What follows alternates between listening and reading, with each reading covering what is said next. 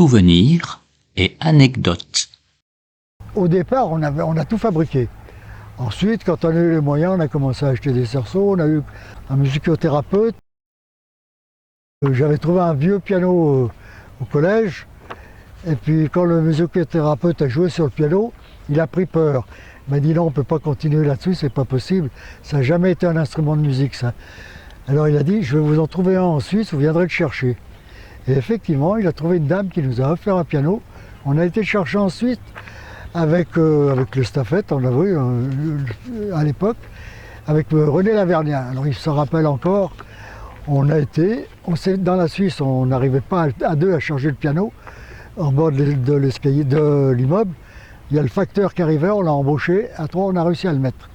Quand le piano était dans la voiture, dans les Staffettes, on a à ce moment-là repris la route. On s'est fait arrêter par les gendarmes suisses en ville à Genève. On donne les papiers, comme quoi ils nous avaient été donnés, tout, et puis on rentre à La Roche. On passe à la douane, c'était midi 10, pas un douanier, personne. Bon, on dit avec René, on a de la chance, on ne va pas perdre de temps, on rentre à la maison.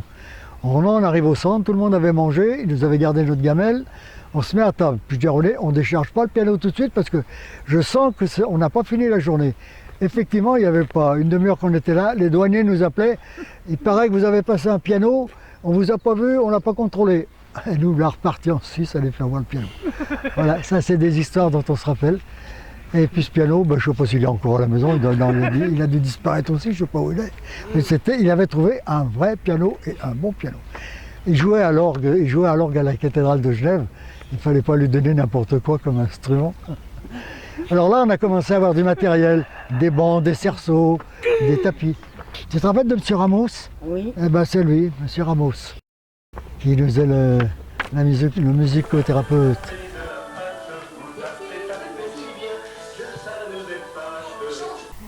Je crois que le plus beau souvenir que j'ai eu, eh bien, c'est les sourires de tous ceux que je rencontre encore aujourd'hui et qui n'ont pas oublié tout ce qu'on a vécu ensemble.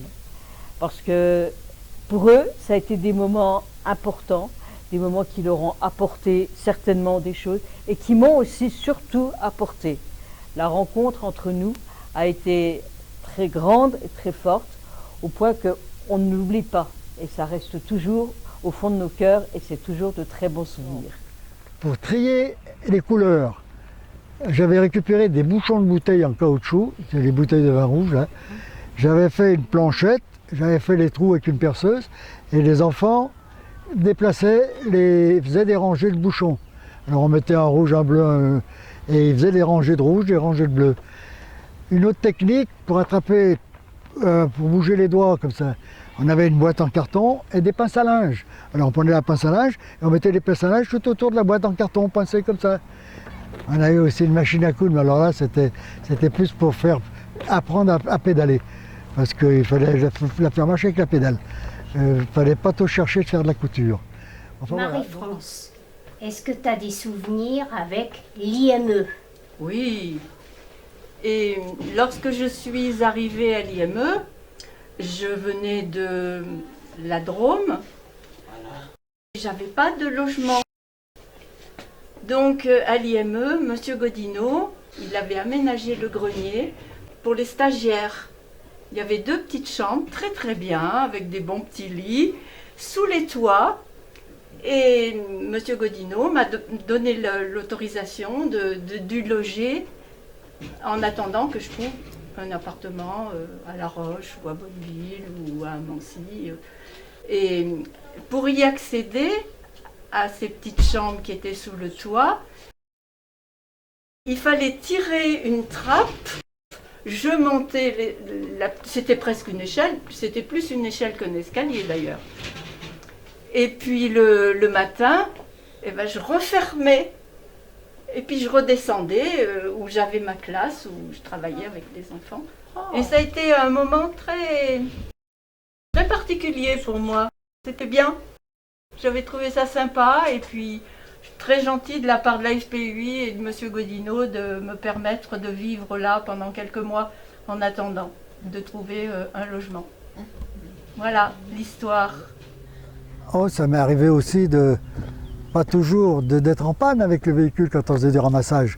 Et à l'époque, on n'avait rien pour communiquer. Les téléphones, ils n'existaient pas, les portables n'existaient pas. Donc il fallait s'arrêter, ou dans un garage, ou dans un café, prendre le téléphone, appeler le centre et dire voilà, je suis en panne, je vais être en retard. Ainsi de suite. Ça nous est arrivé aussi. Mais je suppose qu'aujourd'hui, ça ne pose plus de problème parce qu'avec le téléphone portable, eh ben, tout le monde dit où il est et ce qui lui est arrivé. Mais voilà, nous, on a vécu toute cette période où il fallait se débrouiller tout seul. Donc, c'était pas toujours facile. C'était une période un peu... C'était amusant. Moi, j'en garde un bon souvenir. Bien. C'était très familial d'ailleurs, l'IME, à ce moment-là. Oui, c'est vrai. C'était à la bonne franquette. Oui, c'est vrai. Oui.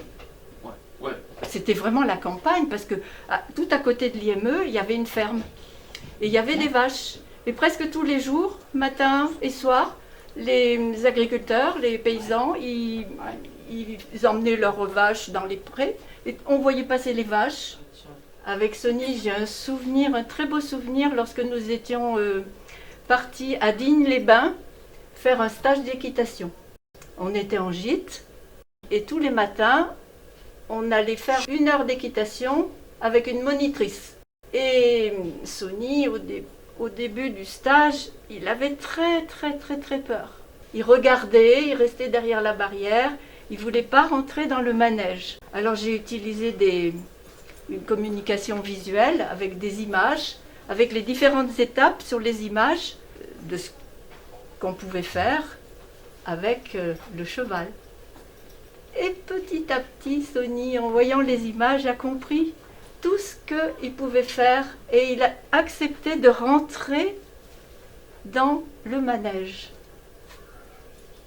Alors avec l'image de la brosse, il a pris la brosse, il a brossé.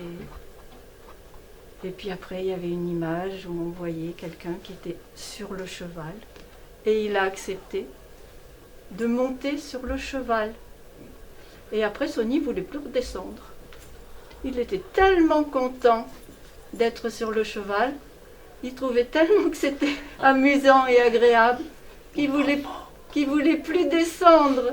Et pour moi, quand je l'ai vu enfin rentrer petit à petit et puis monter, ça a été un moment d'émotion. Pour moi, j'ai dit, ça y est, on a franchi une étape.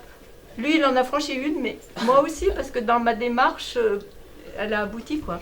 Et c'était assez gratifiant pour tout le monde.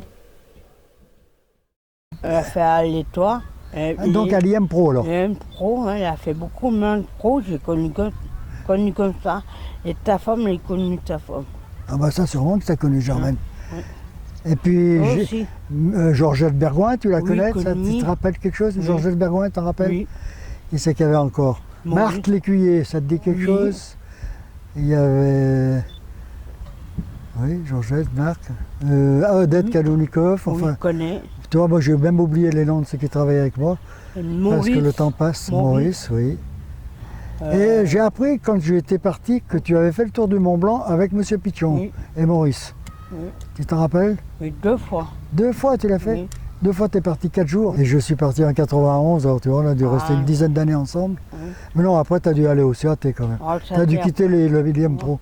Avant que je parte, tu as dû aller à l'IM Pro avec... Ouais. Alors, non, aller au CAT Déjà, avec... il est parti, toi, déjà. Tu as été avec M. Debar au CAT? Oui, À devoir. Soudine, là-haut? Oui. Celui qui était à La Roche, à côté des pompiers, là-haut. Oui. Ah, ben, non. Oui, donc c'est à peu près ça. Eh ben c'est bien, tu vois, comme quoi le temps passe. Et moi, ça fait 20 ans que j'ai quitté La Roche. Qu'est-ce que j'ai eu 20 ans? 91, 2011, 2017, c'est 25 ans, Oui. 26 ans. Eh oui, je suis plus tout jeune. Pas tout jeune. Non, et voilà. Ouais.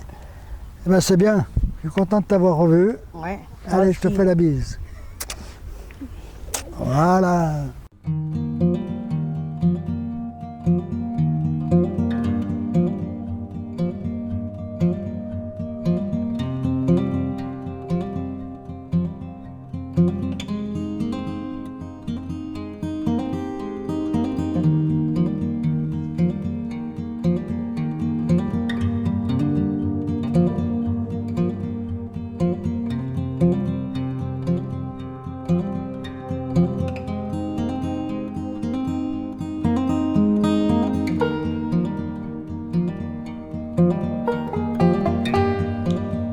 Thank